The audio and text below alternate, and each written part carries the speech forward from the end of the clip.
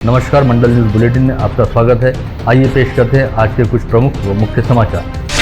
भाजपा की जिलाध्यक्ष व राज्यसभा सांसद अनिल बोंडे द्वारा कांग्रेस नेता राहुल गांधी की जीप को चटके देने वाले बयान व वीडियो ने एन विधानसभा चुनाव से पहले आज जिले की राजनीति में जमकर तूफान खड़ा कर दिया। सांसद बोंडे पर तत्काल अपराध दर्ज करने और उन्हें 2 फटके मारकर गिरफ्तार करने की मांग को लेकर कांग्रेसियों ने आज दोपहर 12 बजे से पुलिस आयुक्त के कैबिन में अनिश्चित ठिया आंदोलन शुरू किया, जो दोपहर तक जारी था। वहीं सीपी रेड्डी द्वारा कानून का हवाला देकर राजापेट थाने में शिकायत देने की बात से कांग्रेस प्रदेश उपाध्यक्ष भैया पवार राजापेट थाने पहुंचे और वहां पर अपराध दर्ज करने की जानकारी दी गई, जिससे कांग्रेस नेताओं के ठिया आंदोलन पश्चात डॉक्टर बोंडे के खिलाफ अपराध दर्ज किए जाने की बात स्पष्ट हुई। बता दें कि आरक्षण के मुद्दे को अमेरिका जाकर विवादास्पद बयान देने वाले कांग्रेस नेता राहुल गांधी की जीप काटने की बजाय उनकी जीप पर गर्म चटके दिए जाने चाहिए, इस आशय का विवादास्पद प्रतिपादन भाजपा सांसद अनिल बोंडे द्वारा किया गया। शिंदे गुट वाली शिवसेना के विधायक संजय गायकवाड़ द्वारा विगत दिनों राहुल गांधी की जुबान काटकर लाने वाले को इनाम देने हेतु किए गए सनसनीखेज ऐलान के बाद अब भाजपा के अमरावती जिलाध्यक्ष व राज्यसभा सांसद अनिल बोंडे द्वारा दिए गए विवादास्पद बयान के चलते राज्य में राजनीति जमकर तपी हुई है। ऐसे में कांग्रेस के प्रदेश उपाध्यक्ष हरीश उर्फ भैया पवार द्वारा पुलिस थाने पहुंचकर भाजपा जिलाध्यक्ष व राज्यसभा सांसद अनिल बोंडे के खिलाफ शिकायत दर्ज कराई गई, जिसके आधार पर बीएनएस की विभिन्न धाराओं के तहत डॉक्टर अनिल बोंडे को नामजद किया गया है। भैया पवार द्वारा दी गई शिकायत में कहा गया है कि सांसद अनिल बोंडे विगत 4-5 वर्षों से लगातार जातीय, धार्मिक व राजनीतिक तनाव बढ़ाने वाले बयान दे रहे हैं। साथ ही अब उनके द्वारा दिए गए बयान के चलते देश के नेता प्रतिपक्ष रहने वाले सांसद राहुल गांधी की सुरक्षा के लिए खतरा पैदा हुआ है। इससे पहले आज सांसद बोंडे का बयान चैनलों व माध्यमों में प्रमुखता से प्रसारित होते ही कांग्रेस कार्यकर्ताओं का खून खौल उठा तथा जिले के सांसद बलवंत वानखड़े व पूर्व मंत्री एवं विधायक यशोमती ठाकुर के नेतृत्व में शहर के तमाम कांग्रेसी सुबह 11:30 बजे बोंडे पर तत्काल एक्शन की मांग को लेकर पुलिस आयुक्त कार्यालय पहुंचे, जहां सीपी रेड्डी के स्वीय सहायक ने कथित तौर पर विधायक ठाकुर से कहा कि सीपी साहब बाहर गए हुए हैं। ऐसे में विधायक ठाकुर तमतमा गई और उन्होंने सीपी रेड्डी को तुरंत वहां बुलाने हेतु कहा। इसके बाद सीपी रेड्डी अपने कार्यालय पहुंचते उससे पहले ही कांग्रेस जनों ने अपने नेताओं के नेतृत्व में कैबिन में घुसकर ठिया लगा दिया और भाजपा जिलाध्यक्ष डॉक्टर बोंडे को अब तत्काल गिरफ्तार करने की मांग उठाने लगे। महाविकास आघाडीचं सरकार आलं तर हो सुमोटो नाही करू शकत तुम्ही काय बिलकुल कशाचीच नाही। कोणाची तरी तक्रार पाहिजे माझ्याकडे। सोशल मीडिया सायबर सेल काय करतो? सोशल मीडिया दिसून आले पण एखाद्या पोलिसावर वक्तव्य चुकीचं केलं तर आपण वक्तव्य समजा तेढ निर्माण करणारा केलं तर पोलीस जोपर्यंत येणार तो शांत राहील का? मला नाही वाटत हे असं सायबर सेल काय करतो यांचा? कोणत्या ठिकाणी बसून सगळ्या महाराष्ट्रामध्ये व्हायरल झालं, लहान पोरांना आणि पोलिसाला जर माहित नसेल तर पोलिसाचं फेल्युअर आहे। विधायक ठाकुर ने आरोप लगाया कि सांसद बोंडे प्रदेश के गृह मंत्री देवेंद्र फडणवीस की शाह पर जिले में बवाल करना चाहते हैं और गणेश विसर्जन जुलूस दौरान कुछ हिंसक घटनाओं का दोष भी विधायक ठाकुर ने सांसद बोंडे पर बढ़ा। काय कायदा सुव्यवस्था कोण हातात घेत आहे, का करतंय, या सगळ्या गोष्टीमध्ये आदरणीय देवेंद्रजी फडणवीस यांचा हात तर नव्हता, यांचा दबाव तर नव्हता, असा डाऊट आम्हाला यायला लागला। सुमोटो या महाराष्ट्रामध्ये गुन्हे झाल्यानंतर का गुन्हे दाखल होत नाही, अत्याचार झाल्यानंतर का गुन्हे दाखल होत नाही, का आंदोलन करावं लागतंय। इसके साथ ही पूर्व विधायक सुनील देशमुख ने अनिल बोंडे के बयान का कड़ा निषेध करते हुए कहा कि सांसद बोंडे को 2 फटके लगाकर अरेस्ट किया जाना चाहिए। साथ ही सुनील देशमुख ने यह आरोप भी लगाया कि भाजपा जिले व राज्य में दंगे भड़काने की फिराक में है। अनिल बोंडेंची ही नेहमीची पद्धत आहे, विषारी बोलायचं आणि चर्चेत राहायचं, धर्मामध्ये जातीमध्ये भांडणं लावायचे आणि अशांतता निर्माण दंगली घडवायच्या हा त्यांचा वारंवारचा प्रयत्न आहे आणि ज्या पद्धतीने ते बोलले ते अत्यंत आक्षेपार्ह आहे। उद्याहून समजा आम्ही म्हटलं की 2 फटके त्याच्या पार्श्वभागावर मारलेला आम्ही 101 रुपये देऊ, त्यांना आवडेल का हे असं बोलणं? इस दौरान सांसद अनिल बोंडे द्वारा नेता प्रतिपक्ष राहुल गांधी के बारे में दिए गए बयान से गुस्साए युवक कांग्रेसियों ने दोपहर 2:30 बजे के आसपास राजापेट के दरोगा प्लॉट स्थित बंगले के बाहर जोरदार प्रदर्शन किया और बोंडे का चित्र रहने वाला पोस्टर फाड़कर उस पर चप्पल जूते बरसाते हुए उसे जला डाला, जिसे पुलिस ने जब्त किया है। इस बीच पता चला है कि आज सुबह सांसद बोंडे ग्रामीण पुलिस अधीक्षक से मुलाकात करने हेतु पहुंचे और घर लौटने के बाद अपनी पत्नी डॉक्टर वसुधा बोंडे के साथ निर्धारित कार्यक्रमों के तहत नागपुर के लिए रवाना हो गए। इसी दौरान डॉक्टर बोंडे के दरोगा प्लॉट स्थित बंगले पर पुलिस ने दोपहर 12 बजे से ही कड़ा पहरा लगा दिया था, जिसके तहत बंगले के बाहर व आसपास की सड़क पर सशस्त्र पुलिस बल को तैनात किया गया। उधर कांग्रेस सांसद राहुल गांधी की जबान काटकर लाने वाले को 11 लाख रुपए का इनाम देने की घोषणा करने वाले शिंदे गुट वाली शिवसेना के विधायक संजय गायकवाड़ ने आज एक नई घोषणा करते हुए कहा कि आरक्षण विरोधी बयान देने वाले राहुल गांधी यदि नागपुर की दीक्षा भूमि या दादर की चैत्य भूमि पर जाकर संविधान निर्माता बाबा साहब आम्बेडकर की स्मृतियों के समक्ष अपने बयान के लिए माफी मांग लेते हैं तो वे भी अपने द्वारा किए गए उस ऐलान को पीछे ले सकते हैं, अन्यथा वे अपने द्वारा की गई इनाम की घोषणा पर कायम रहेंगे। वहीं शिंदे गुट के विधायक संजय गायकवाड़ द्वारा दिए गए बयान का निषेध करते हुए शहर पुलिस आयुक्तालय के सामने अमरावती जिला कांग्रेस अनुसूचित जाति विभाग की ओर से गायकवाड़ के पोस्टर पर चप्पल मारो आंदोलन किया गया। आंदोलनकारियों द्वारा मांग उठाई गई कि गायकवाड़ अपने बयान को लेकर माफी मांगे। जे अनिल बोंडेंनी वक्तव्य केलंय, आमचे माननीय खासदार, आमचे नेते राहुलजी गांधी यांच्या विरोधात जे बोलून राहिले आहेत आणि पूर्ण अमरावती महाराष्ट्रातलंच नाही पूर्ण देशातलं वातावरण खराब करत आहे। मला तर वाटते त्यांच्याच जिभेवर चटके द्यायला पाहिजे, कारण महिलेबद्दल बोलत असतात, महिलांबद्दल सारखं सुरू असतं त्यांचं। जवळपास 3-4 वर्षापासून बघतोय आम्ही अमरावती शहरामध्ये, जिल्ह्यामध्ये पूर्ण वातावरण खराब करत आहे।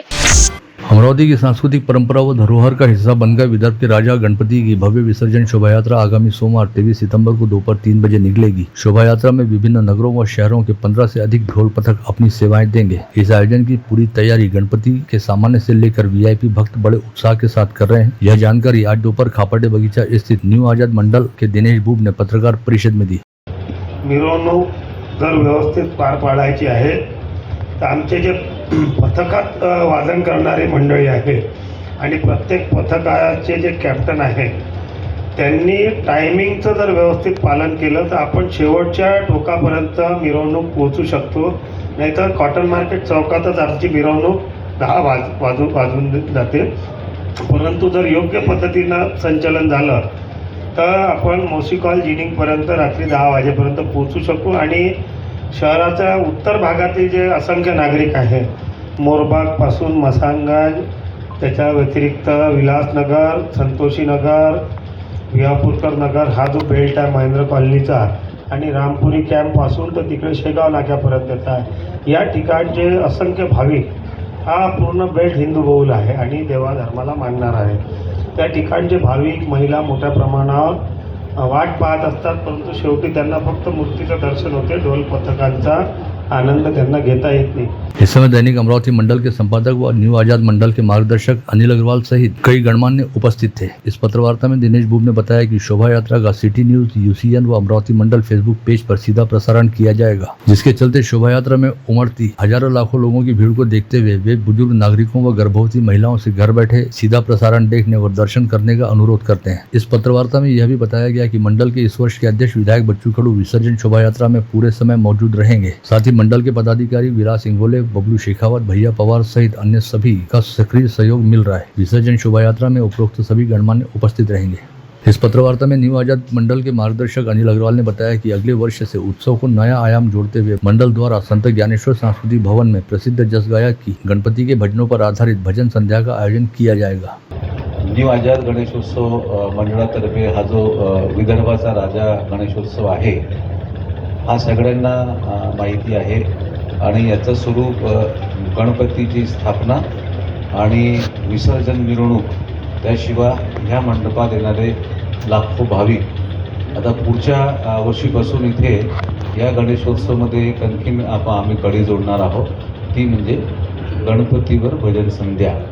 एक पुढच्या वर्षीपासून सांस्कृतिक भवनात दरवर्षी असं एक आयोजन होईल आणि ज्या प्रकारे आझाद हिंद गणेशोत्सव मंडळ आमचे मित्र विलास भाऊ आणि पूर्ण आझाद हिंद गणेशोत्सव मंडळातर्फे गणेशोत्सवाला जव्हार गेटच्या बाहेर काढून त्यांनी सांस्कृतिक भवनापर्यंत आणलं आणि जो देखावा असतो त्या देखाव्याच्या संबंधित भजन संध्या ते आयोजित करतात। मागच्या वेळेस अनुप जरोटा भजन संध्या होती आणि यावेळेस विठ्ठलावर भजन संध्या आयोजित केली होती।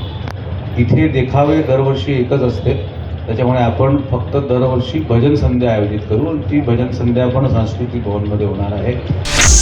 मेलघाट क्षेत्र के विधायक राजकुमार पटेल द्वारा कामगार आयुक्त को ज्ञापन सौंपते हुए कहा गया कि मेलघाट में राजनीतिक उद्देश्यों से कामगार विभाग के कार्यक्रम किसी भी राजनीतिक दल या सामाजिक संस्था द्वारा आयोजित न किए जाएं, बल्कि ऐसे आयोजन खुद कामगार विभाग की ओर से ही आयोजित किए जाएं।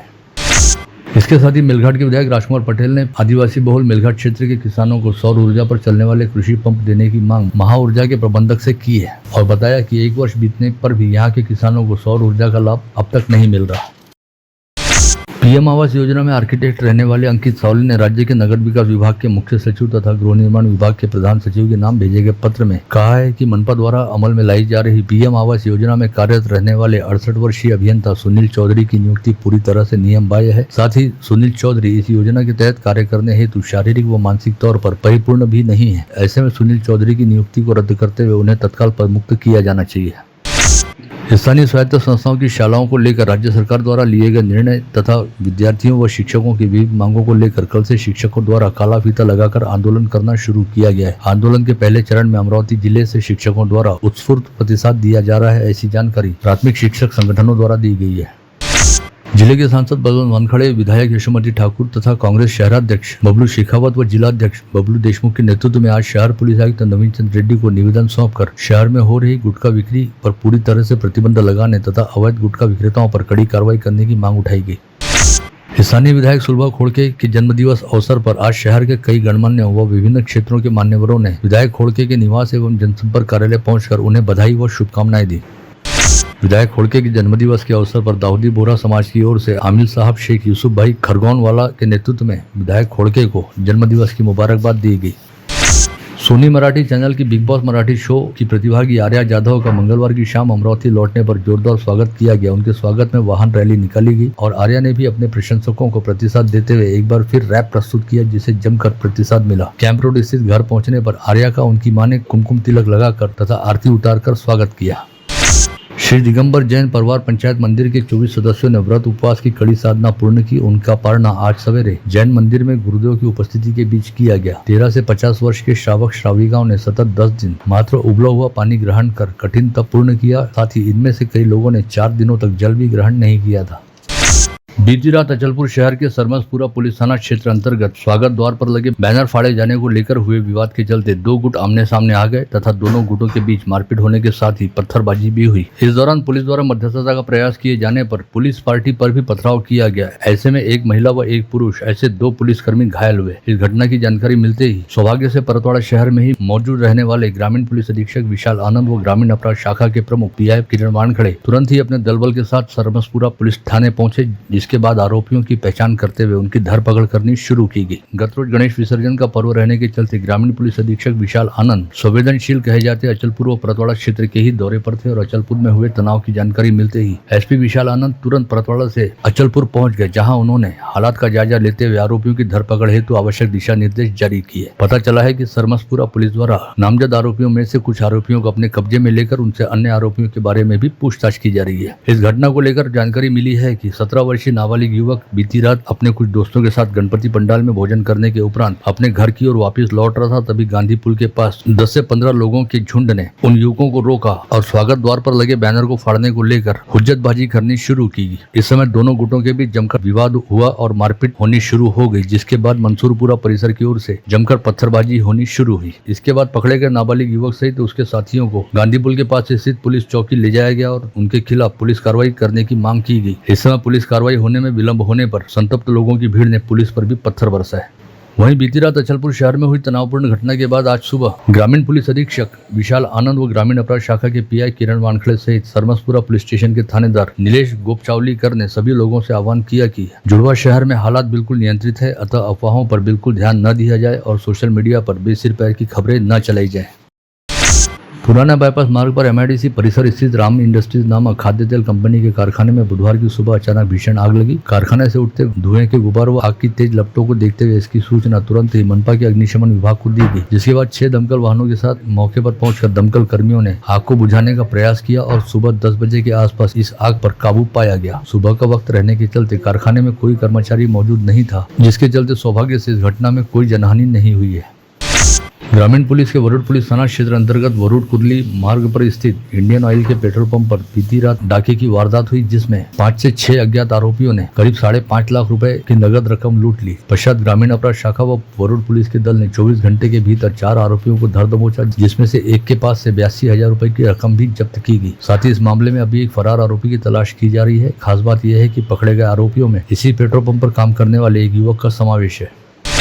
अचलपुर तहसील अंतर्गत ईसापुर गांव में गणपति विसर्जन करने हेतु पूर्णा नदी पर पहुंचे 3 लोग नदी के पानी में बह गए। जानकारी मिलते ही बचाव पथक तुरंत मौके पर पहुंचा, जिसके बाद आज सुबह राजेश पवार नामक व्यक्ति का शव सबसे पहले बरामद हुआ, जिसके कुछ देर बाद अमोल ठाकरे व मयूर ठाकरे नामक अन्य 2 युवकों के शव भी बरामद किए गए।